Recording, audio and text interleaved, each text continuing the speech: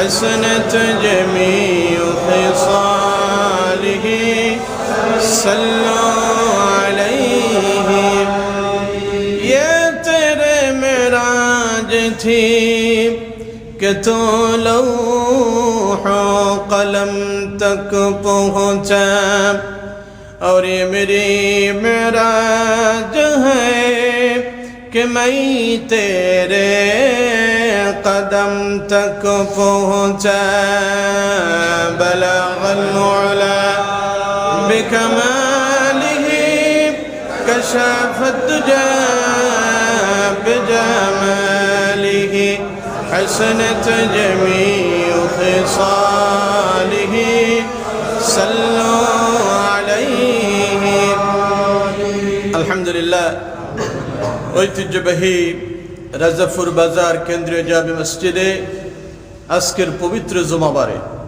মসজিদে আগত সম্মানিত সভাপতি, সম্মানিত সেক্রেটারি, কমিটির সম্মানিত সদস্যবৃন্দ, দূর দূরান্ত থেকে আগত কোরআন প্রেমিক, ইসলাম প্রেমিক, মুসল্লিয়ানে কারাম, মুরব্বিয়ানে আযম, যুবক ভাইয়েরা, পর্দার অন্তরালের সম্মানিতা, শ্রদ্ধেয়া, সর্বগুণে গুণান্বিতা মুমিনা মা এবং বোনেরা, আলোচনার সূচনা লগ্নেতে আমি আবারও আপনাদেরকে মন উজাড় করা, অন্তরের অন্তঃস্থল থেকে ভালোবাসা, প্রীতি এবং শ্রদ্ধা রেখে আবার সালাম পেশ করছি। আসসালামু আলাইকুম ওয়া রাহমাতুল্লাহি ওয়া বারাকাতুহু। আমরা শুকরগুজার হচ্ছি সে মহান মনিবের প্রতি, যিনি বিশাল আকাশ এবং জমিনের মালিক, যিনি সাগর মহাসাগরের মালিক, যিনি কুল কায়নাতের মালিক, যিনি জান্নাত জাহান্নামের মালিক, যিনি আরশে আজিমের মালিক। সে আমাদের রব, আমাদের মনিব, আমাদের স্রষ্টা, যিনি আমাদেরকে হাজারো ব্যস্ততা, হাজারো ব্যাকুলতা থেকে বিরত করে আজকের পবিত্র জুমাবারে, পবিত্র সময়, পবিত্র মুহূর্তে আল্লাহ সুবহানাহু ওয়া তাআলার ডাকে সাড়া দিয়ে তার পবিত্র ঘি আসার বসার, আমাকে আল্লাহ পাকের পবিত্র কোরআন, বিশ্ব নবী রাসূল করিম সাল্লাল্লাহু আলাইহি ওয়াসাল্লামের হাদিস থেকে কিছু কথা বলার, আপনাদেরকে শোনার জন্য তৌফিক এনায়েত করেছেন। এর জন্য মুনিবের প্রতি মস্তক অবনত চিত্তে শুকরগুজার হচ্ছি। সকলে অন্তরের অন্তঃস্থল থেকে চিৎকার মেরে বলছি আলহামদুলিল্লাহ। আবারও বলছি আলহামদুলিল্লাহ। রব্বানা লাকাল হামদ হামদান কাসীরান طيبا مباركا فيه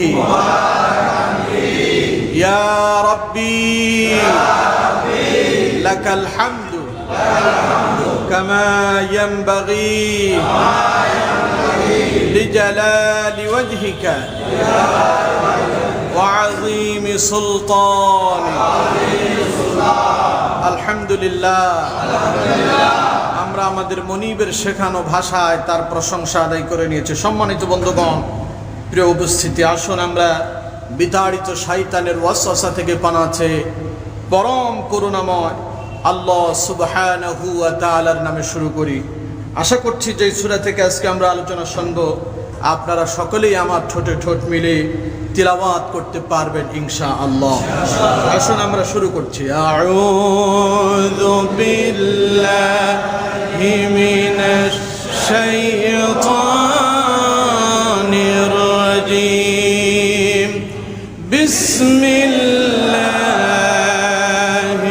রাহমানির রাহিম। কুল ইয়া الكافرون لا أعبد ما تعبدون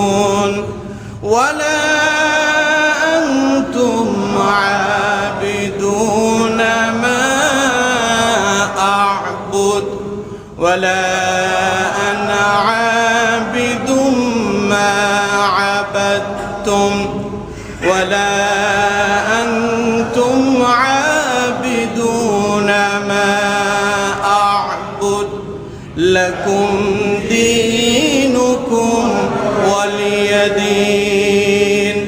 সাদাকাল্লাহুল আযীম। সূরাটি আমরা সবাই পারি, ঠিক না? কোরআনুল কারীমের একদম শেষের দিকের সূরা এটা। সূরাটি আমরা যদিও সবাই পারি, কিন্তু এর অর্থ, এর ব্যাখ্যা, তরজমা কিন্তু আমাদের সবার জানা নেই, ঠিক না? আজকে আমরা এই সূরাতে আল্লাহ পাক কি বলেছেন প্রত্যেকটা কথা আমরা শোনার জন্য চেষ্টা করব ইনশাআল্লাহ। সূরাটির নাম হচ্ছে সূরাতুল কাফিরুন। কাফির শব্দের অর্থ হচ্ছে অবিশ্বাসী, অর্থাৎ অবিশ্বাসীদেরকে নিয়েই এই সূরার ভেতরে যত কথা। প্রিয় বন্ধুগণ, এই সূরাতে আল্লাহ রাব্বুল আলামিন কুল ইয়া আইয়ুহাল কাফিরুন বলে সম্বোধন করেছেন কাফেরদেরকে। তাই এই কাফিরুন থেকে এই সূরার নামকরণ করা হয়েছে সূরাতুল কাফিরুন। সূরাটি বিশ্বনবী রাসূল করিম সাল্লাল্লাহু আলাইহি ওয়াসাল্লামের নবুয়তের প্রথম সময়, নবীজি যখন মক্কাতে দ্বীনের দাওয়াতি কাজ শুরু করলেন, তৎকালীন সময় অর্থাৎ ইসলামের প্রথম যুগে আল্লাহ সুবহানাহু ওয়া তাআলা এই সূরাটি অবতীর্ণ করেছেন। শুরুতে আমরা এই সূরার ফজিলত কি, এই সূরাটা তিলাওয়াত করলে কি কি লাভ হতে পারে, এই বিষয়টা আমরা আগে একটু শুনবো ইনশাআল্লাহ। প্রিয় বন্ধুগণ, তাফসীরে মাযহারের ভেতরে এসেছে উম্মাহাতুল মুমিনিন আম্মা জান হযরত আয়েশা সিদ্দিকা রাদিয়াল্লাহু তাআলা আনহা থেকে বর্ণিত, তিনি বলছেন বিশ্বনবী রাসূল করিম সাল্লাল্লাহু আলাইহি ওয়াসাল্লাম বলছেন, ফজরের পূর্বে আমরা যে 2 রাকাত সুন্নাত নামাজ পড়ি, নবীজি বলেছেন ওই 2 রাকাত সুন্নাত নামাজের জন্য, তিলাওয়াতের জন্য শ্রেষ্ঠতম 2টা সূরা রয়েছে। আর সেই 2টি সূরার ভেতরে একটি হচ্ছে সূরাতুল কাফিরুন, আর একটি হচ্ছে সূরাতুল ইখলাস। সুবহানাল্লাহ। তাফসীর ইবনে কাসিরের ভেতরে এসেছে বিশ্বনবী রাসূল করিম সাল্লাল্লাহু আলাইহি ওয়াসাল্লাম বলছেন, রাসূলুল্লাহর অসংখ্য সাহাবীরা, আল্লামা ইবনে কাসির রহমাতুল্লাহি আলাইহি তিনি তার তাফসীর ইবনে কাসিরের ভিতর বর্ণনা করছেন অসংখ্য সাহাবীদের উদ্ধৃতি দিয়া, যে রাসূলুল্লাহর সাহাবীরা বলছেন, আমরা অসংখ্য সময় রাসূলকে দেখেছি তিনি মাগরিবের পরবর্তী 2 রাকাত সুন্নাত এবং ফজরের পূর্ববর্তী 2 রাকাত সুন্নাতের ভেতরে প্রথম রাকাতে সূরা কাফিরুন আর দ্বিতীয় রাকাতে সূরা ইখলাস তিলাওয়াত করতেন। সুবহানাল্লাহ। এর কারণটা কি? তাফসীরে তাদরিসুল কোরআনের ভেতরে এসেছে, রাসূল করিম সাল্লাল্লাহু আলাইহি ওয়াসাল্লাম বলছেন, সূরা কাফিরুন হচ্ছে কোরআনুল কারীমের 1/4 সুবহানাল্লাহ। অর্থাৎ কোন ব্যক্তি যদি সূরা কাফিরুন তিলাওয়াত করে, কোরআনুল কারীমের 4 ভাগের 1 ভাগ তিলাওয়াত করার সওয়াব আল্লাহ তার আমলনামায় দান করবেন। আর সূরা ইখলাসের ব্যাপারে কি বলা হয়েছে? বিশ্বনবী রাসূল করিম সাল্লাল্লাহু আলাইহি ওয়াসাল্লাম বলছেন, কোন ব্যক্তি যদি সূরা ইখলাস তিলাওয়াত করে, সূরা ইখলাস হচ্ছে কোরআনের 1/3, কেউ যদি একবার সূরা ইখলাস তিলাওয়াত করে তাহলে কোরআনুল কারীমের 10 পারা তিলাওয়াতের সমান সওয়াব আল্লাহ রাব্বুল আলামিন তার বান্দার আমলনামায় দিয়ে দেবেন। সুবহানাল্লাহ। তাই রাসূল করিম সাল্লাল্লাহু আলাইহি ওয়াসাল্লাম ফজরের পূর্ববর্তী 2 রাকাত সুন্নাত এবং মাগরিবের পরবর্তী 2 রাকাত সুন্নাতের ভিতরে এই সূরাগুলো তিলাওয়াত করতেন। সুবহানাল্লাহ। প্রিয় বন্ধুগণ, তাহলে আপনি যদি ফজরের পূর্বের সুন্নাতে প্রথম রাকাতে যদি সূরা কাফিরুন পড়েন, কোরআনের 4 ভাগের 1 ভাগের সওয়াব পেয়ে যাবেন। আর দ্বিতীয় রাকাতে যদি সূরা ইখলাস তিলাওয়াত করেন তাহলে কোরআনের 3 ভাগের 1 ভাগের সওয়াব পাবেন। এই জন্য এই আমলটুকু আমরা করার জন্য চেষ্টা করব। আল্লাহ আমাদেরকে সেই তৌফিক দান করুক, বলুন আমিন। প্রিয় বন্ধুগণ, এই 2টি সূরার ভেতরে আল্লাহ রাব্বুল আলামিন তাওহীদের শিক্ষা দিচ্ছেন আর শিরিক থেকে পবিত্রতার ঘোষণা দিয়েছেন। সুবহানাল্লাহ। এই গেল একটা। এই সূরার আরো ফজিলত রয়েছে। রাসূল করিম সাল্লাল্লাহু আলাইহি ওয়াসাল্লামের একজন সাহাবী, মারিফুল কোরআনের ভেতরে এসেছে, তাফসীরে মারিফুল কোরআনের ভেতরে এসেছে, হযরত নাওফল রাদিয়াল্লাহু তাআলা আনহু তিনি রাসূলুল্লাহর কাছে এসে বললেন, ইয়া রাসূলুল্লাহ, আপনি আমারে এমন একটা দোয়া শিখায়া দেন যেই দোয়াটা পড়ে আমি রাতে ঘুমাতে যাব। নবীজি বললেন, ও নাওফল রে, তুমি যখন রাত্রিবেলা ঘুমাতে যাবে, ঘুমানোর পূর্বে তুমি সূরা কাফিরুনটা তিলাওয়াত করে নাও, কারণ এই সূরা কাফিরুন তোমাকে শিরিক থেকে মুক্তির ঘোষণা দেবে। তার মানে বোঝা যায় আল্লাহর কোন বান্দা যদি রাত্রিবেলায় ঘুমানোর সময় এই সূরা কাফিরুন তেলাওয়াত করে ঘুমায়, সে নিজেকে শিরক থেকে মুক্ত রয়েছে বলে ঘোষণা দিল। আর শিরক থেকে মুক্ত থেকে যে ব্যক্তি জীবনের শেষ সময়টা কাটাতে পারবে, তার ওই রাতটা যদি জীবনের শেষ রাত হয়ে যায়, তার ওই ঘুমটা যদি চিরনিদ্রায় চলে যায়, আল্লাহ রাব্বুল আলামিন তারে জান্নাত দিয়ে দেবে। আমার ভাইরা, তাফসীর ইবনে কাসিরের ভেতরে এসেছে হযরত জুবাইর ইবনে মুতঈম রাদিয়াল্লাহু তাআলা আনহু, তিনি বিশ্বনবী রাসূল করিম সাল্লাল্লাহু আলাইহি ওয়াসাল্লামের কাছে ছিলেন। নবীজি বলছেন, জুবাইর, আমি কি তোমার এমন একটা দোয়া শিখিয়ে দেব যে দোয়া পড়লে তুমি সফরে কখনো অভাবগ্রস্ত হবে না, তুমি সফরে কখনো দুঃখে থাকবে না, আনন্দের সাথে তোমার সফর কাটাতে পারবে। এমন একটি দোয়া কি আমি রাসূল তোমারে শিখিয়ে দেব? হযরত জুবাইর রাদিয়াল্লাহু তাআলা আনহু তিনি বলছেন, ইয়া রাসূলুল্লাহ, কেন নয়, অবশ্যই। নবীজি বললেন, জুবাইর রে, তুমি কোরআনুল কারীমের শেষের দিকের 5টি সূরা তেলাওয়াত করবে, আল্লাহ রাব্বুল আলামিন তোমার সফরটাকে আনন্দদায়ক করে দেবে। সেই 5টি সূরা কি? নবীজি বলছেন, জুবাইর, ওই 5টি সূরার ভিতরে একটি হচ্ছে সূরা কাফিরুন, তারপরে হচ্ছে সূরা নাসর, তারপরে হচ্ছে সূরা ইখলাস, তারপরে সূরা ফালাক, তারপরে সূরা নাস। এই 5টা সূরা তিলাওয়াত করবা, আল্লাহ রাব্বুল আলামিন তোমার সফরটারে নিরাপদ করে দেবে। আমার ভাইরা, হযরত জুবাইর রাদিয়াল্লাহু তাআলা বলছেন, যেই দিন থেকে আমি রাসূলের জবান থেকে এই কথাটি শুনেছি, আমি আমল করা শুরু করে দিয়েছি।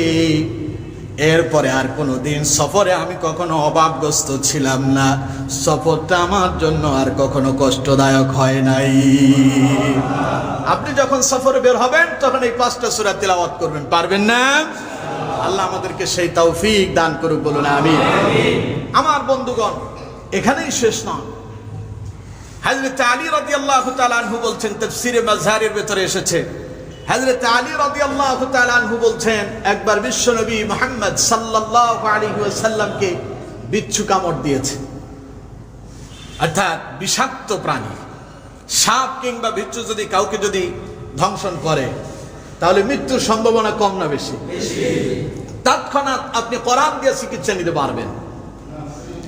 হযরত আলী রাদিয়াল্লাহু তাআলা বলছেন, বিশ্বনবীকে বিচ্ছু ধ্বংসন করল, রাসূলুল্লাহ পানির ভিতরে লবণ মিশালেন, এরপরে তিনি সূরা কাফিরুন, সূরা ইখলাস, সূরা ফালাক, নাস পড়ে ওই ক্ষতস্থানে পানি ঢালতে লাগলেন, আর তিনি রুকায়া করতে লাগলেন।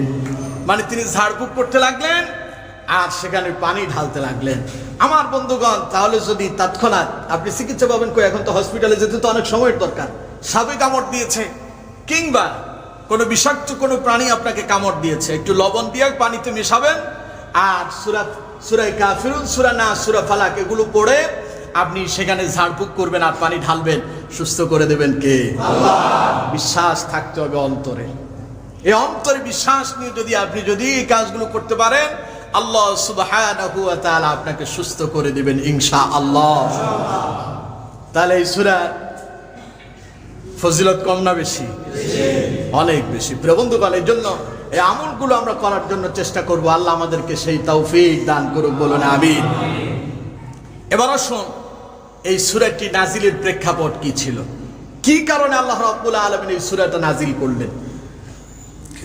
এই সূরাটি নাজিল করার পেছনে উদ্দেশ্য হলো এই, যা জামে তিরমিজি, সুনানে আবু দাউদ, দারমি এবং তাফসীরে মারিফুল কোরআন, তাদরিসুল কোরআন, তাফসীরে মাযহারি, তাফসীরে ইবনে কাসির সহ অসংখ্য তাফসীরের ভেতরে এসেছে। প্রায় সব তাফসীরের ভেতরে এই প্রেক্ষাপটটি উল্লেখ করা হয়েছে।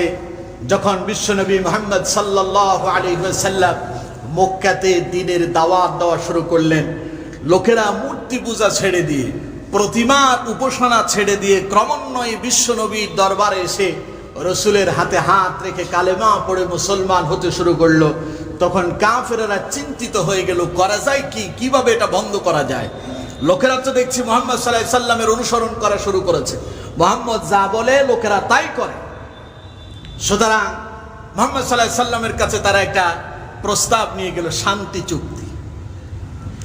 কুরাইশের বড় বড় নেতারা হযরত আব্দুল্লাহ ইবনে আব্বাস রাদিয়াল্লাহু তাআলা আনহু বলছেন, কুরাইশের বড় বড় নেতারা বিশ্ব নবীর দরবারে এসে বললেন, মুহাম্মদ সাল্লাল্লাহু আলাইহি ওয়াসাল্লাম, আমরা আপনার কাছে এসেছি, একটা শান্তি চুক্তি করতে চাই।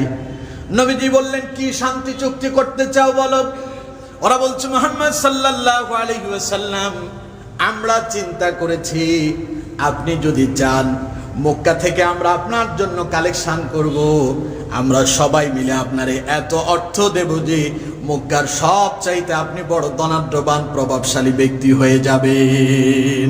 আমরা আপনার এত পরিমাণ অর্থ দেব, সম্পদ দেব, সবার চাইতে আপনি প্রভাবশালী হবেন এবং সম্পদশালী ধনাঢ্যবান হয়ে যাবেন।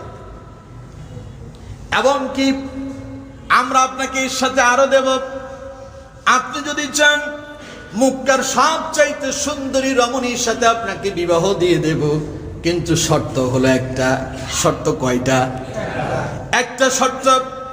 আর সেই শর্ত হলো আপনি কখনো আর আমাদের মূর্তির ব্যাপারে বাজে কথা বলতে পারবেন না।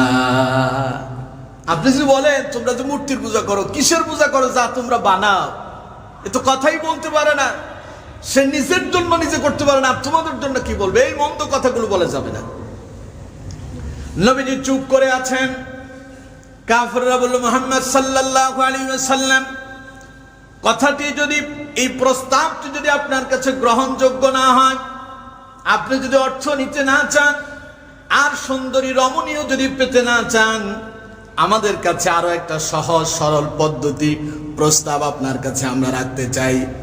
নবীজি বললেন, বলো তোমরা কি বলতে চাও? কাফেররা বলল, ওই সহজ প্রস্তাবটা হলো আপনি মুহাম্মদ সাল্লাল্লাহু আলাইহি ওয়াসাল্লাম আর আপনার অনুসারীরা 1 বছর আমাদের মাবুদগুলোর ইবাদত করবে, অর্থাৎ আমাদের প্রতিমা, আমাদের মুক্তির উপাসনা করবে, আর পরের বছর আমরা আপনার রবের ইবাদত করব। নাউজুবিল্লাহ বলবেন না? কি দারুণ প্রস্তাব দেখছেন। 1 বছর আমরা আপনার রবের ইবাদত করব, আপনার আল্লাহর ইবাদত করব, আর আরেক বছর আপনি কি করবেন? আমাদের মূর্তির উপাসনা করবেন। নাউজুবিল্লাহ বলবেন না? বিশ্বনবী চুপ করে আছেন, বললেন যে একটু অপেক্ষা করো, দেখি আমার রবের পক্ষ থেকে কি সিদ্ধান্ত আসে। কিছুক্ষণ পরেই হযরত জিবরাইল এসে অবতীর্ণ হয়ে গেলেন। জিবরাইল বলছেন, ইয়া রাসূলুল্লাহি, আল্লাহ রাব্বুল আলামিন কাফেরদের এই কথার জবাবে তিনি আপনার জন্য এই মুহূর্তে একটা সূরা অবতীর্ণ করে দিয়েছে। কাফেররা যে প্রস্তাব নিয়ে আসছে, এই প্রস্তাবের প্রেক্ষিতে এর জবাব আল্লাহ সুবহানাহু ওয়া তাআলা তিনি ডাইরেক্ট দিয়েছেন। সুবহানাল্লাহ বলে। অর্থাৎ ওরা মূর্তির সাথে আল্লাহর সাথে একটা সামঞ্জস্য করতে চেয়েছে। নাউজুবিল্লাহ বলবেন না? মূর্তি আর আল্লাহ কখনো কি এক হতে পারে? আমার ভাইয়েরা, আল্লাহ রাব্বুল আলামিন জিবরাইল প্রেরণ করলেন, যাও জিবরাইল, তোমরা গিয়া, যাও জিবরাইল আমার নবীকে গিয়া বলো, কুল ইয়া আইয়ুহাল কাফিরুন লা আ'বুদু মা তা'বুদুন ওয়ালা আনতুম আবিদুনা মা আ'বুদ ওয়ালা আনা আবিদুম মা আবাদতুম ওয়ালা আনতুম আবিদুনা মা আ'বুদ লাকুম দীনুকুম ওয়ালিয়াদিন। কুল, হে নবী আপনি বলেন। এই কুল দিয়া ওই মুহূর্ত নবীর জন্য ছিল সাব্যস্ত। পরবর্তীতে নবীর অনুসারী যারা ছিল সবার জন্য এই কথাটা যে হে মুমিনেরা তোমরাও বলো। আল্লাহ প্রথমে বলছে নবী আপনি বলেন, নবীর পরে নবীর অনুসারী যারা আছে এবার তাদের উপরে দায়িত্ব হচ্ছে তোমরাও বলো। কি বলবে? আল্লাহ রাব্বুল আলামিন বলছেন, ইয়া আইয়ুহাল কাফিরুন, হে কাফেরেরা। ওই কাফের বলে যারা রাসূলুল্লাহর সামনে ছিল কুরাইশের নেতা, শুধু তারা নাকি?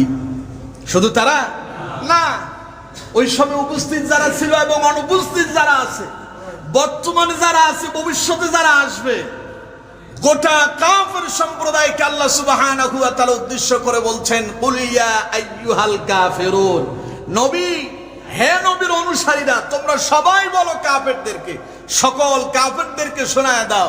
কি শোনায় দিবে? ওরা বলে যে এক বছর তারা তোমার রবের ইবাদত করবে, আর পরের বছর তোমরা তাদের মাবুদদের ইবাদত করবে। শোনায় দাও, লা আ'বুদু মা তা'বুদুন, আমরা যারা ঈমান আনছি আমাদের রবের উপরে, আমরা কখনো তোমাদের এই মূর্তির উপাসনা করি না, আর তোমরাও আমাদের মাবুদের ইবাদত করো না। সুবহানাল্লাহ বলেন। অর্থাৎ তোমরা যারা এই প্রস্তাব নিয়ে আসছো, আমরা যারা ঈমানদার, আমরা যারা ঈমান আনছি, প্রথমে নবীজি বলছেন, আমি তোমাদের এই মাবুদগুলোর উপাসনা করি না, যাদের উপাসনা তোমরা করো, আর তোমরাও তার উপাসনা করো না, আমি যার ইবাদত করি, কারণ তোমরা তো মুমিন না। আর আমার মাবুদের ইবাদত করতে হলে তোমার মুমিন হতে হবে, আর তোমার মাবুদের ইবাদত করতে গেলে কাফের হওয়ার প্রয়োজন নাই। এমনি অবিশ্বাসী যে আমার রবের ইবাদত করবে, আগে তাকে বিশ্বাসী হতে হবে সে আল্লাহর প্রতি, ঠিক না? কিন্তু আপনার দিলের ভিতরে এখনো পর্যন্ত ঈমান নাই, আপনি নামাজ পড়লেও লাভ নাই, আপনি যদি ঈমান না আনেন দান করলেও লাভ নাই, আপনি যদি ঈমান না আনেন ভালো কাজ করলেও কোনো লাভ নাই। কিন্তু আপনি যখন ঈমান আনবেন, রাসূলুল্লাহ বলছেন, আপনি যদি কাউকে হাসি মুখে কারোর সাথে কথা বলেন, রাসূলুল্লাহ বলছেন আল্লাহ আপনাকে সদকায়ে জারিয়ার সওয়াব দিয়ে দেবেন। সুতরাং ঈমান আনতে হবে আগে। রাসূলুল্লাহ বলছেন, শোনো, তোমরা যে প্রস্তাব নিয়ে আসছো, আল্লাহ পাক জবাব দিচ্ছেন, নবী আপনি বলেন, লা আ'বুদু মা তা'বুদুন, আমি তার ইবাদত করি না, তোমরা যার ইবাদত করো। আমি এমন এক রবের ইবাদত করি, আমি এমন এক মাবুদের ইবাদত করি যিনি হচ্ছেন খালিক, যিনি স্রষ্টা, যিনি রাজ্জাক, যিনি রিজিক দাতা, যিনি হাইয়ুন, যিনি কাইয়ুম, যিনি চিরঞ্জীব, যিনি চিরস্থায়ী, যিনি অনাদি, যিনি অনন্ত, যিনি আছেন, যিনি ছিলেন, যিনি থাকবেন, ওই মাবুদের ইবাদত আমি মুহাম্মদ সাল্লাল্লাহু আলাইহি ওয়াসাল্লাম করি। জোরে বলুন সুবহানাল্লাহ। সুতরাং আমার রব আর তোমার রব কখনো সমান হতে পারে না। আমি এমন রবের ইবাদত করি যিনি আমাকে সৃষ্টি করেছেন, তোমাকে সৃষ্টি করেছেন, যিনি আকাশ সৃষ্টি করেছেন, জমিন সৃষ্টি করেছেন, গোটা পৃথিবীতে যা কিছু আছে সব কিছু যিনি সৃষ্টি করেছেন তিনি কে? আল্লাহ। আর একটু আসছে কোন? তাহলে আমরা ইবাদত করি যার, তিনি কে? সুতরাং নবী আপনি বলেন যে আমি যার ইবাদত করি তিনি হচ্ছেন স্রষ্টা, আর তোমরা যার ইবাদত করো তা হলো তোমাদের সৃষ্টি। সৃষ্টির কাছে স্রষ্টা কখনো মাথা নত করতে পারে না। আল্লাহ কি আমাদের কাছে মাথা নত করবে? আমরা কার কাছে মাথা নত করব? আমরা সব সময় হচ্ছি ফকির, আমরা হচ্ছি মিসকিন, আমরা হচ্ছি অসহায়, আমরা সব সময় আল্লাহর দিকে তাকায় থাকতে। আর আল্লাহ হচ্ছেন আল্লাহুল গানিয়্যু ওয়া আনতুমুল ফুকারা, তিনি হচ্ছেন ধনী আর আমরা হচ্ছি গরিব। তিনি সকল ক্ষমতার মালিক, আর তিনি যদি আমাদেরকে কিছু দেন তাহলে আমরা পাই, না হলে আমরা অসহায় হয়ে পড়ে থাকি, ঠিক না? বন্ধুগণ, রাসূলুল্লাহ বলছেন আমি যার ইবাদত করি তিনি হচ্ছেন স্রষ্টা, তিনি সৃষ্টি করেছেন, আর তোমরা যার উপাসনা করো তা হচ্ছে তোমাদের সৃষ্টি। এখন তোমরা এমন এক জিনিসকে সৃষ্টি করছো যেটা কথাই বলতে পারে না, যে নাড়াচাড়াই করতে পারে না, যে নিজে স্থির হয়ে দাঁড়াতে পারে না। স্থির হয়ে দাঁড়াতে পারে? যারা মূর্তি তৈরি করে, মূর্তির উপাসনা যারা করে, তারা আবার রাগ করেন না। রাজাপুরে অনেক আছে হিন্দু সম্প্রদায়, সনাতন ধর্মের লোকজন আছে না? আছে। এজন্য রাগ করবেন না আপনারা। আপনারা যেই মূর্তির উপাসনা করছে, আপনি একটু নিজের বিবেককে একটু চিন্তা করেন, নিজের মন তার একটু প্রশ্ন করেন যে আমি যার উপাসনা করতেছি তা তো আমি সৃষ্টি করছি, আর আমি যেটা সৃষ্টি করলাম ও তো হাঁটতেও পারে না, দাঁড়াতেই পারে না, পেছন দিয়ে একটা বাঁশ দিয়ে তারে ঠেক দিয়ে দাঁড় করে রাখছে। দেখছেন না আপনারা? বাঁশ কি আর একটা দিয়েও তো হয় না, তিন দিক থেকে তিনটা দিয়া ওরা দাঁড় করে রাখছে। তাহলে আপনি যার কাছে মাথা নত করতেছেন তা আপনি সৃষ্টি করছেন, আর আপনি এমন জিনিস সৃষ্টি করছেন যে নিজেই দাঁড়াতে পারেন, আবার তার কাছে গিয়ে মাথা নত করতেছেন। আর আপনি বলতেছেন যে মুসলমানেরা তোমরা কিছু কাল আমাদের এই মাহবুদগুলোর উপাসনা করো, তাহলে আমরাও তোমার মাহবুদের উপাসনা করবো। নাউজুবিল্লাহ বলবেন না? তাই রাসূলুল্লাহ বলছেন, আল্লাহ পাক বলছেন, নবী আপনি বলেন যারা আপনার কাছে এই প্রস্তাব নিয়ে আসছে ওরা তো তাদের সৃষ্টির কাছে মাথা নত করতেছে, আর আমি তো সৃষ্টি না, তোমরা সবাই সৃষ্টি আর আমি হচ্ছি স্রষ্টা। সুতরাং আমি কারো কাছে মুখাপেক্ষী নয়, পৃথিবীর সবাই হচ্ছে আমার কাছে মুখাপেক্ষী। আল্লাহুস সামাদ, সুবহানাল্লাহ বলবেন না? তিনি কারো কাছে মুখাপেক্ষী নন, পৃথিবীর সবাই তার কাছে মুখাপেক্ষী। যে যে ধর্মই অনুসরণ করুক না কেন সবাই কিন্তু স্রষ্টাকে স্বীকার করে, স্রষ্টা একজন আছেন, কিন্তু স্রষ্টা থাকার পরেও নিজেরা সৃষ্টি করে তার কাছে মাথা নত করে। প্রিয় বন্ধুগণ, এই জন্য আল্লাহ রাব্বুল আলামিন বলছেন, লা আ'বুদু মা তা'বুদুন। নবী আপনি বলেন আমি তার ইবাদত করি না, তোমরা যার ইবাদত করো। আমি এমন এক মাহবুদের ইবাদত করি যিনি আকাশের স্রষ্টা, জমিনের স্রষ্টা, যিনি মানুষের স্রষ্টা, যিনি পৃথিবীতে যা কিছু দেখা যায়, যা কিছু দেখা যায় না, যত সৃষ্টি আছে সকল সৃষ্টির স্রষ্টা যিনি, আমি সেই মাহবুদের ইবাদত করি। সুবহানাল্লাহ। সুতরাং তোমরা যার ইবাদত করো ও নিজে খেতে পারে না, চলতে পারে না, হাঁটতে পারে না, তার যদি মুখের সামনে আইসা নাকের ডগায় যদি একটা মাছি বসে ওটাও তাড়ানোর ক্ষমতা তার নাই। ও চোখে কি দেখে? সুতরাং তোমাদের মাহবুদ আর আমাদের মাহবুদ কখনো এক হতে পারে না। সুতরাং তোমরা যে মাহবুদের অনুসরণ করো কখনো আমরা সেই মাহবুদের অনুসরণ করতে পারি না। আমার ভাইয়েরা, এরপরে আল্লাহ রাব্বুল আলামিন বলছেন, ওয়ালা আনতুম আবিদুনা মা আ'বুদ। তোমরা তার ইবাদত করো না, আমি যার ইবাদত করি। তার মানে হলো কাফেরেরা, তোমরা তো তোমাদের তৈরিকৃত তোমাদের সেই মূর্তির সামনে, প্রতিমার সামনে মাথা নত করো, তোমরা আমার মাহবুদের সামনে মাথা নত করো না, আর আমিও তোমাদের সেই মাহবুদের সামনে মাথা নত করি না। এখানে এই কথাটা দুইবার বলা হয়েছে, প্রতি কথাতে একই কথা, প্রত্যেকটা আয়াতে একই রকম কথা। তোমরা যার ইবাদত করো আমি তার ইবাদত করি না, আমি যার ইবাদত করি তোমরা তার ইবাদত করো না, তোমরা যার ইবাদত করো কখনো আমি তার ইবাদত করতে পারি না। এই যে কথাগুলো বারবার এসেছে, এর কারণটা কি? আগে বলছেন লা আ'বুদু মা তা'বুদুন, আমি তার ইবাদত করি না, তোমরা যার ইবাদত করো। এবার বলছেন ওয়ালা আনতুম আ'বিদুনা মা আ'বুদ, তোমরা যার ইবাদত করো আমিও তার ইবাদত করি না। আবার বলা হয়েছে ওয়ালা আনা আ'বিদুম মা আ'বাদতুম, আমি কখনো তার ইবাদতকারী নই, তোমরা যার ইবাদত করো। এরপরে আবার বলা হয়েছে ওয়ালা আনতুম আ'বিদুনা মা আ'বুদ, তোমরা যার ইবাদত করো আমি তার ইবাদত করি। লাকুম দীনুকুম ওয়ালিয়াদিন, তোমাদের কর্মফল তোমাদের আর আমার কর্মফল আমার। আমার ভাইরা, এই যে বারবার কথাগুলো আসছে, একই কথা বারবার, এর কারণটা কি? এর কারণ হলো একটা আয়াত দিয়া ভবিষ্যৎ বোঝানো হয়েছে, আরেকটা দিয়া বর্তমান বোঝানো হয়েছে, আরেকটা দিয়া অতীত বোঝানো হয়েছে। এইভাবে করে আল্লাহ রাব্বুল আলামিন এই আয়াতগুলো দিয়া কাফেরদের কথার জবাব দিলেন। প্রথম লা আ'বুদু মা তা'বুদুন, ওটা হলো তারা যে প্রস্তাব রেখেছে ওই প্রস্তাবের বিপক্ষে দলিল। এবার দ্বিতীয় আয়াত ওয়ালা আনতুম আ'বিদুনা মা আ'বুদ, তোমরা যার ইবাদত করো আমি তার ইবাদত করি না, তোমরা তার ইবাদতকারীও নও, আমি যার ইবাদত করি। এর মানে হলো তোমরা যে আমার কাছে প্রস্তাব দিয়েছো, বর্তমানে আমি কিন্তু তার ইবাদত করি না আর তোমরাও করো, সুতরাং তোমরাও তার ইবাদতকারী নাও, আমিও তার ইবাদতকারী নাই।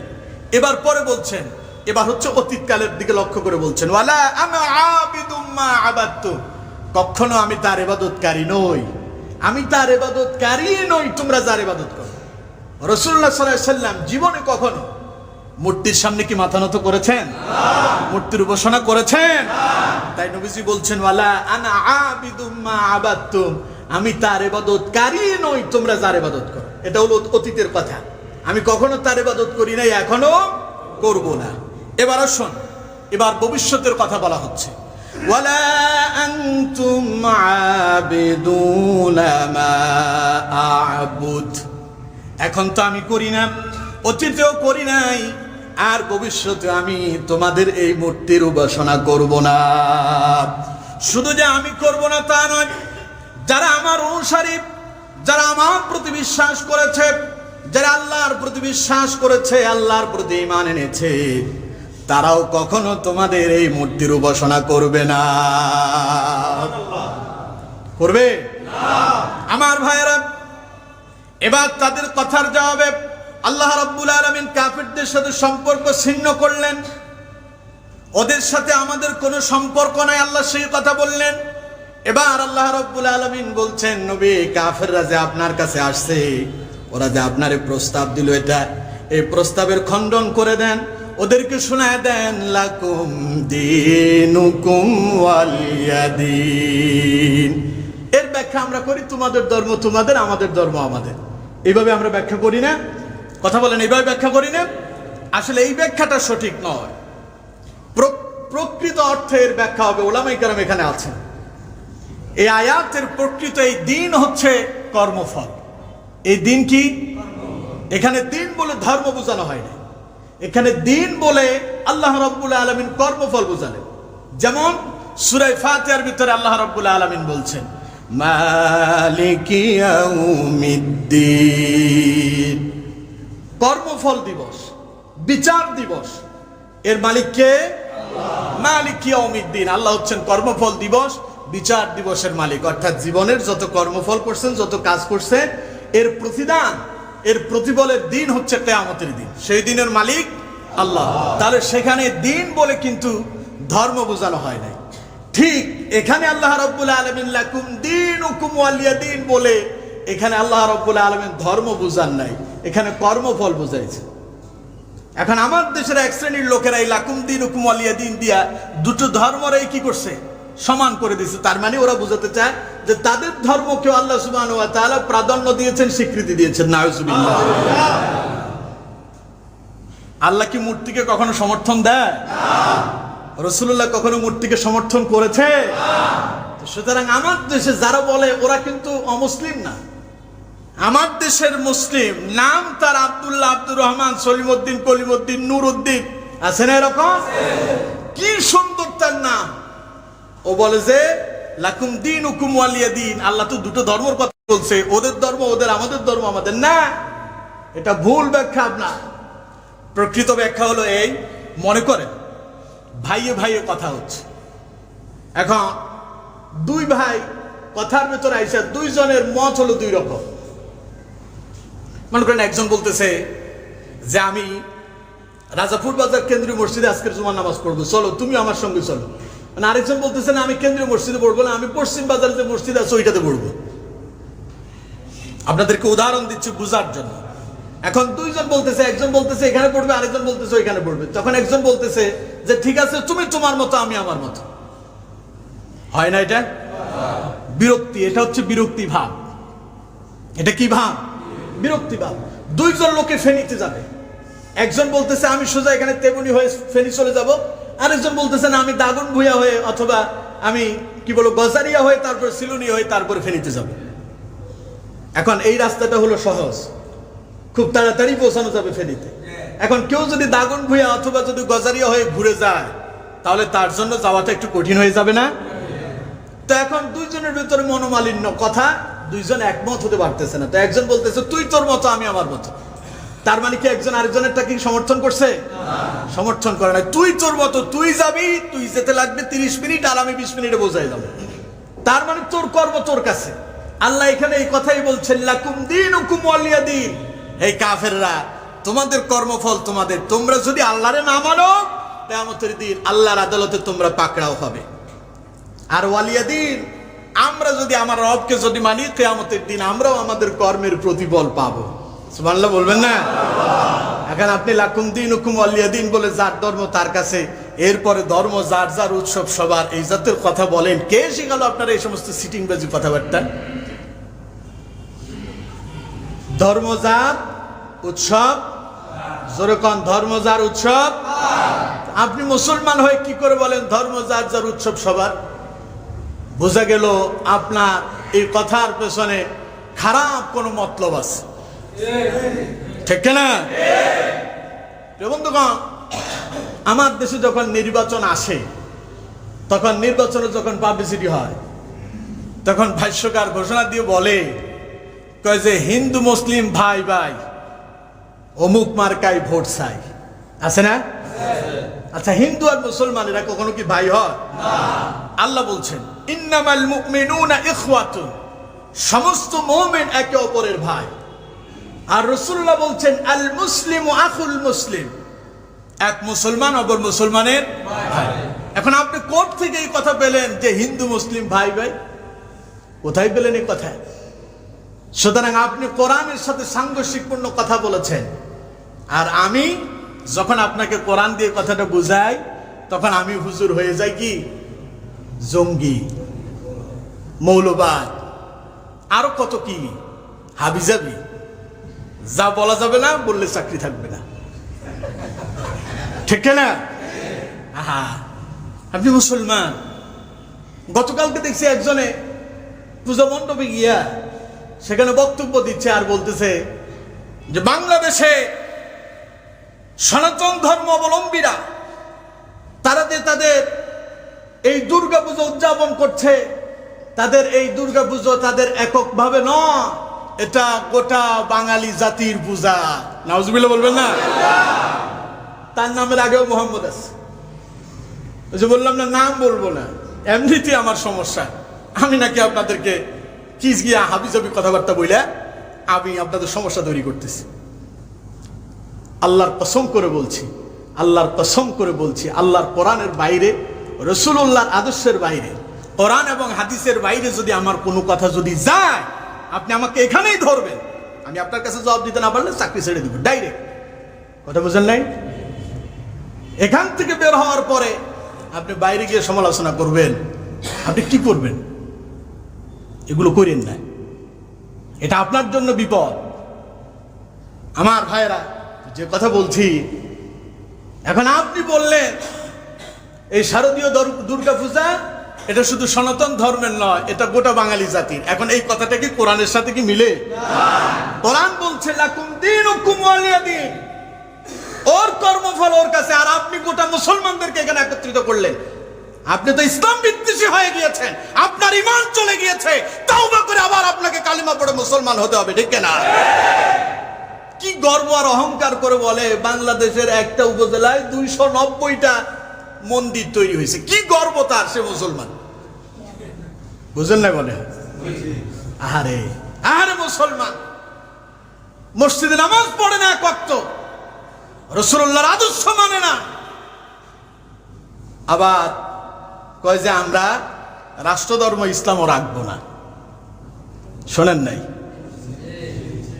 আমার ভাইরা, বড় আফসোস লাগে, দুঃখ লাগে, এই সনাতন ধর্ম অবলম্বী যারা তাদের এই শারদীয় দুর্গা পুজো উদযাপন করছে, আজ অব্দি বাংলাদেশে কখনো তাদের এই পূজাতে মুসলমানরা বাধা দিয়েছে? যেরকম বাধা দিয়েছে। এখানে 90% মুসলমান বসবাস করে। 90% মুসলমানের সরকারে যারা আছে, একদম মেম্বার থেকে শুরু করে মেম্বার, চেয়ারম্যান, এমপি, মন্ত্রী যা আছে, সবাই তাদেরকে সাপোর্ট দেয় এই পূজার সময়, ঠিক না? বর্তমান সময় আমাদের মাননীয় প্রধানমন্ত্রী প্রত্যেকটা পূজা মণ্ডপে 3,500 টাকা করে তাদেরকে অনুদান দিয়েছে এবং তাদেরকে 50 কেজি করে চাউল দিয়েছে। আচ্ছা, মসজিদে ঈদ উপলক্ষে আজ অব্দি আপনারা শুনছেন যে মসজিদের জন্য এইভাবে করে 5,000 টাকা বরাদ্দ দেওয়া হয়েছে? তাহলে মন্দিরের জন্য দিয়া তো তাদেরকে সমর্থন দেওয়া হয়েছে, তোমরা তোমাদের মতো উদযাপন করো, আমরা তোমাদেরকে বাধা দেই না, তোমরা তোমাদের কাজ চালিয়ে যাও। আমরা 90% মুসলমানের দেশ বাংলাদেশ, এই দেশে তোমরা থাকবে আর তোমাদের নিরাপত্তা দেওয়ার দায়িত্ব আমাদের মুসলমানদের, ঠিক না? কিন্তু দুঃখ লাগে তখন যেই 90% মুসলমানের দেশে এই সনাতন ধর্ম অবলম্বী সহ যত ধর্মের লোক আছে, যাদেরকে আমরা নিরাপত্তা দেই, তারা যখন আমাদের কোরআন, আমাদের ইসলাম, আমাদের নবী আমাদের আদর্শ নিয়ে যখন কথা বলে তখন মুসলমানদের রক্তের ভেতরে আগুন লেগে যায়, ঠিক না? আমরা তো তোমাদেরকে কষ্ট দেই না। আপনি দেখবেন বাংলাদেশের অসংখ্য জায়গায় মসজিদের পাশেই মন্দির আছে না? বাধা দেওয়া হয়েছে?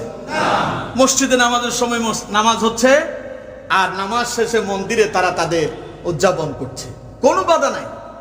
এই যে একটা শান্তি, এই যে একটা শৃঙ্খলা, এই শান্তি শৃঙ্খলাটা বিনষ্ট করলো কারা?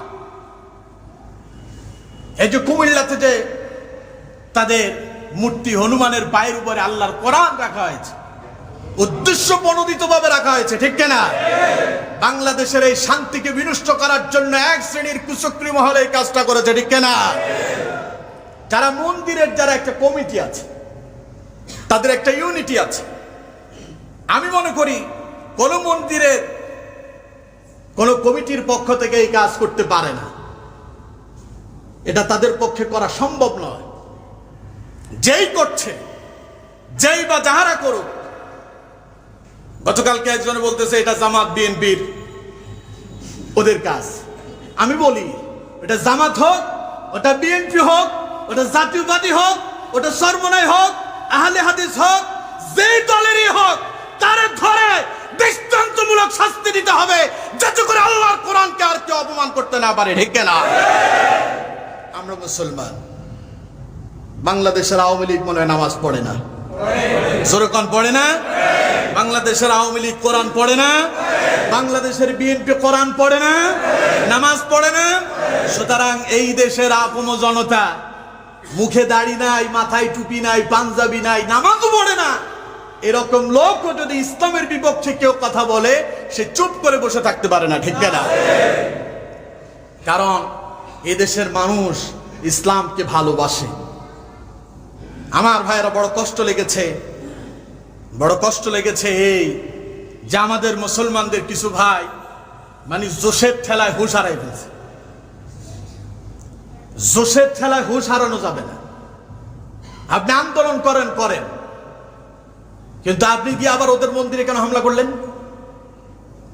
এতে করে আপনি তো ইসলামের উপকার করেন নাই, বরং বহির্বিশ্বের কাছে আপনি বাংলাদেশকে কালার করলেন।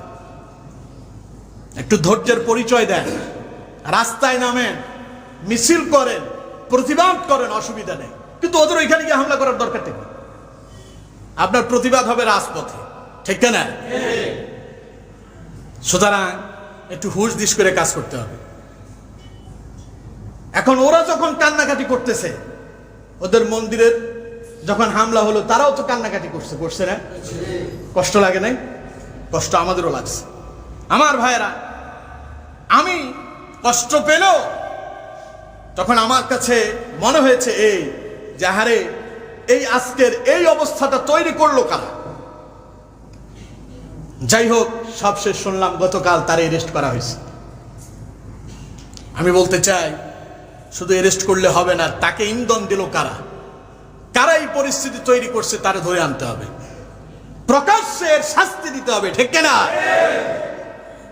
আরে যার ধর্ম সে উৎসব করবে, সে আনন্দ করবে, সেখানে বাধা দিতে যাবো কেন আমরা?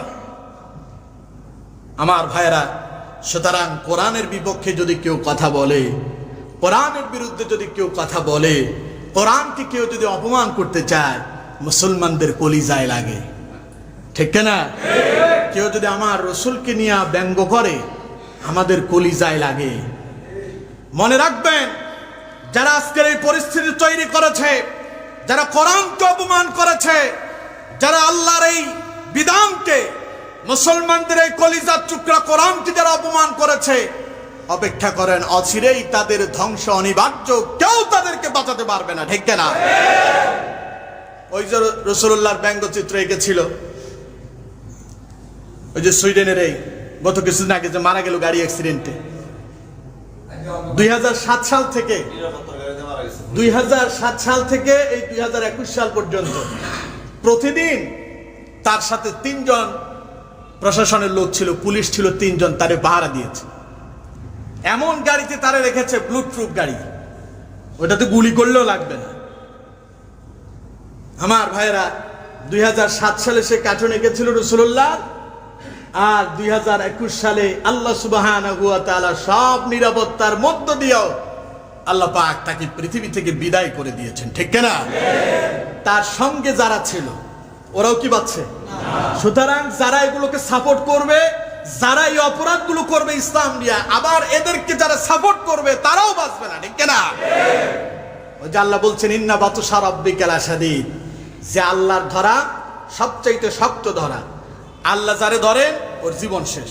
আমি বলি আল্লাহর মাইর দুনিয়ার বাইরে। আল্লাহ যদি ধরে একদম দুনিয়া থেকে আউট করে দেবে। সুতরাং আমার ভাইরা, আমরা যারা মুসলমান আমরা এখানে আছি, খবরদার কেউ হিন্দুদের মন্দিরের উপর আঘাত করবেন না। এই কথা আপনারা একমত? তবে এরপরেও যদি তারা তাদের এই ভুল স্বীকার যদি না করে, তারা যদি এরপরেও ইসলামকে অপমান করতে চায়, কোরআনকে অপমান করতে চায়, আমরা বলবো বাংলাদেশে 90% মুসলমান আছে, মাথায় টুপি যদি না থাকে, নামাজও যদি না পড়ে, দাড়িও যদি মুখে না থাকে, পাঞ্জাবিও যদি গায়ে না থাকে, আল্লাহর দ্বীন ইসলামের বিরুদ্ধে যদি কোনো কথা বলা হয়, মুসলমানরা রাস্তায় নেমে রক্ত দেবে, জীবন দেবে, ইসলামের কখনো বিরোধিতা তারা সহ্য করবে না, ঠিক কিনা? সুতরাং আমার ভাইয়েরা, এই দেশের একজন শিল্পী আছে, নাম হচ্ছে নকুল কুমার। নাম শুনছেন না আপনারা? ও কোন ধর্মের লোক? এ হিন্দু ধর্মের, সনাতন ধর্মের লোক। এ কোরআন নিয়ে যারা অপমান করলো কোরআনটারে, সে হিন্দু ধর্মেরই একজন লোক নকুল কুমার। সে আল্লাহর কোরআনকে সম্মান দিয়ে গান লিখেছে। এ কোরআনকে সেই রাসূলুল্লাহর সময় থেকে শুরু করে আজ 1500 বছর পর্যন্ত এ কোরআনকে নিশ্চিহ্ন করে দেওয়ার জন্য হাজারো ষড়যন্ত্র চক্রান্ত হয়েছে, ঠিক কিনা? কোরআন পুড়ায় দেওয়া হয়েছে, কোরআনকে লাথি মেরে ফেলে দেওয়া হয়েছে, কোরআনকে টয়লেটের ভেতরে নিক্ষেপ করা হয়েছে। আমার ভাইয়েরা, এতে করে কি কোরআন কি মুছে দেওয়া গেছে? নকুল কুমার এই নিয়ে একটা গান তৈরি করছে যে যারা কোরআন ধ্বংস করতে চায়, ওরা যদি হাজারো চেষ্টা করে আল্লাহর কোরআনকে ধ্বংস করতে পারবে? বলবো? নকুল বলছে, যদি আগুন লেগে ধ্বংস হয়ে যায়, ধ্বংস হয়ে যায়, যদি আগুন লেগে ধ্বংস হয় পৃথিবীর সব বইয়ের দোকান, তবু বিশ্ব থেকে হারাবে না পবিত্র কোরআন। আল্লাহু আকবার। নকুল বলছে, কোরআন কি আর আগুন দিয়ে জ্বালানো যাবে? কারণ কোরআন তো অসংখ্য মানুষের কলবের ভেতরে তৈরি করা আছে। সুবহানাল্লাহ। নকুল বলছে, করবে কেমন করে কোরআন ধ্বংস?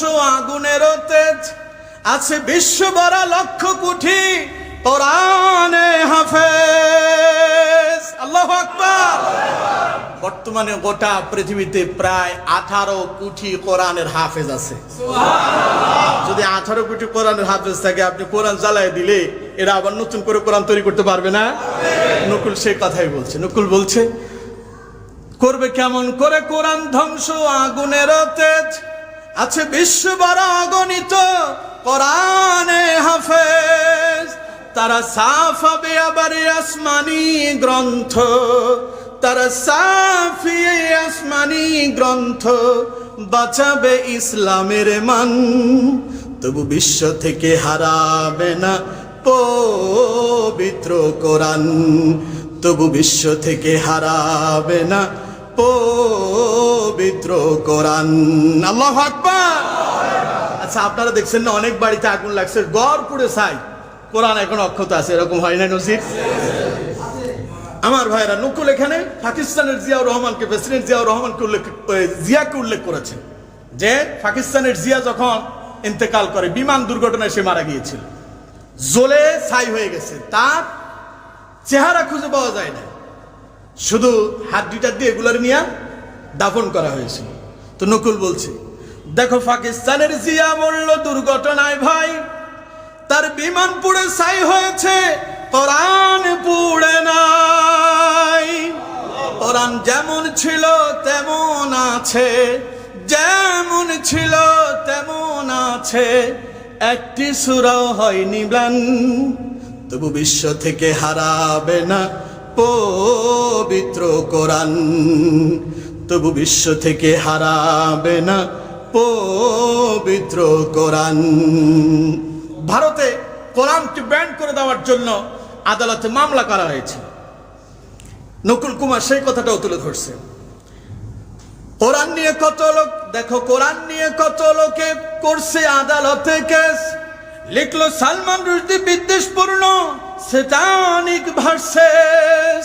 তবু আল কোরআনের নূরের বাতি, তবু আল কোরআনের নূরের জ্যোতি সারা বিশ্বে দীপ্তিমান, তবু বিশ্ব থেকে হারাবে না পবিত্র কোরআন, তবু বিশ্ব থেকে হারাবে না পবিত্র কোরআন।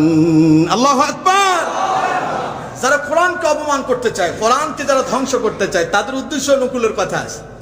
নকুল বলতেছে, যারা কোরআন ধ্বংস করতে চায় জানে না তাহারা ওই গ্রন্থের প্রতি পাতায় ফেরেশতারা সদা দিচ্ছে পাহারা। আল্লাহু আকবার। দেখছেন একজন অমুসলিমের কথা। যারা কোরআন ধ্বংস করতে চায় জানে না তাহারা ওই গ্রন্থের প্রতি পাতা ফেরেশতারা সদা দিচ্ছে পাহারা। এই যে আমার বিশ্ব নবীর সাধনার ধন, এই যে আমার বিশ্ব নবীর সাধনার ধন, আমরা বলি রাব্বুলের দান, তবু বিশ্ব থেকে হারাবে না পবিত্র কোরআন, তবু বিশ্ব থেকে হারাবে না পবিত্র কোরআন। জোরে বলুন আল্লাহু আকবার। এজন্য নকুলের জন্য অন্তর থেকে দোয়া আসে। আমরা নকুলের জন্য দোয়া করছি, আল্লাহ নকুলকে ইসলামের জন্য কবুল করুক, আমরা বলি আমিন। নকুল ইসলাম নিয়ে আরো অনেক গান লিখেছে, মক্কা মদিনা নিয়ে গান লিখেছে, মাকে নিয়ে গান লিখেছে। আমার ভাইরা, এইভাবে করে আজকে যারা ইসলামকে যারা অপমান করতে চেয়েছে, গতকালকের ঘটনা, ভোলার বোরহানউদ্দিনে একজন ভাই অমুসলিম থেকে ইসলাম গ্রহণ করে মুসলমান হয়েছেন। সুবহানাল্লাহ। তোমরা কোরআনকে অপমান করতে চাও, ইসলামকে অপমান করতে চাও, তোমরা কোরআনের বিরোধিতা যত করবে, ইসলামের বিরোধিতা যত করবে, তত ইসলামের বিজয় আরো সন্নিকটে এসে যাবে ইনশাআল্লাহ। আসুন আমার ভাইরা, জীবন দিয়া সব সময় ভালোবাসবো যেটা, তার নাম কি? আরো জোরে কোন কি? আর ধর্মজার উৎসব, ধর্মজার উৎসব। কোন মুসলমান হিন্দুদের মন্দিরে গিয়া সেখানে পূজা উদযাপন করতে পারে? তাদের ধর্ম, তাদের কাজ। ওরা আমাদের ঈদগাহে আসে না, আমাদের জুমার দিনে নামাজও দেখতে আসে না। আসছে কখনো? তা আপনি কি করে বলেন ধর্ম যার যার উৎসব সভা? তাইলে তো কথা হবে এইভাবে যে বউ যার যার আনন্দ করবে সবাই, এভাবে হয়ে যায় না? এটা মানা যাবে? যার বউ সে আনন্দ করবে, কিন্তু আপনি আরেকজনের বউ দিয়ে টানাটানি করলে পিঠের সামনে থাকবে? তো ওর ধর্ম ও কাজ করুক, আপনি ওর ধর্ম আমার কাছে নিয়ে আসেন কেন? তাহলে তো অবস্থা খারাপ হয়ে যাবে। আল্লাহ আমাদেরকে বুঝার তৌফিক দান করুক, বলুন আমিন। আজকে যতগুলো কথা বলেছি প্রত্যেকটা কথার উপর আল্লাহ রাব্বুল আলামিন আমাদেরকে বাস্তব জীবনে বুঝে আমল করার তৌফিক দান করুক। ওমা তৌফিক ইল্লা বিল্লাহ। আসসালামু আলাইকুম ওয়া রাহমাতুল্লাহি ওয়া বারাকাতুহু।